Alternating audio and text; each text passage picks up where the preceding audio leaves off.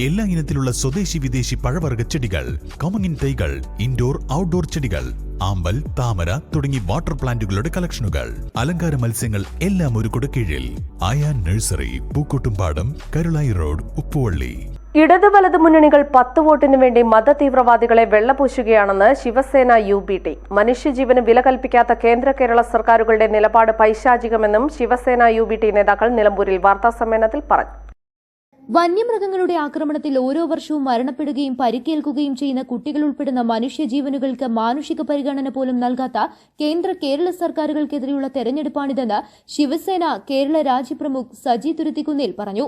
ജമാഅത്തെ ഇസ്ലാമിയെയും PDPയെയും മത്സരിച്ച് കൂടെ കൂട്ടാൻ നടക്കുന്ന ഇടത് വലത് മുന്നണികൾ 10 വോട്ടിനു വേണ്ടി മതതീവ്രവാദികൾക്ക് വെള്ളപൂശുന്ന ഈ നിലപാട് നിലമ്പൂർ ഉപതെരഞ്ഞെടുപ്പ് കഴിഞ്ഞാലും മുന്നണിയിൽ ഉൾപ്പെടുത്തുകയോ ഇല്ലയോ എന്ന് ഇരുമുന്നണികളും വ്യക്തമാക്കണമെന്ന് ശിവസേന ആവശ്യപ്പെട്ടു.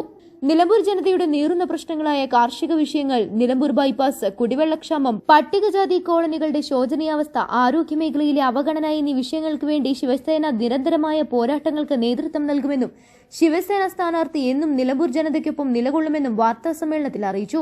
വാർത്താസമ്മേളനത്തിൽ ശിവസേന സംസ്ഥാന സെക്രട്ടറി പെരിങ്ങമല അജി, സംസ്ഥാന ജോയിന്റ് സെക്രട്ടറിമാരായ ഷിബു ചെമ്മലത്തൂർ, KY കുഞ്ഞുമോൻ, K അശ്വതി, ബിനുകുമാർ എന്നിവർ വാർത്താസമ്മേളനത്തിൽ പങ്കെടുത്ത് സംസാരിച്ചു. News bureau, Nilambur.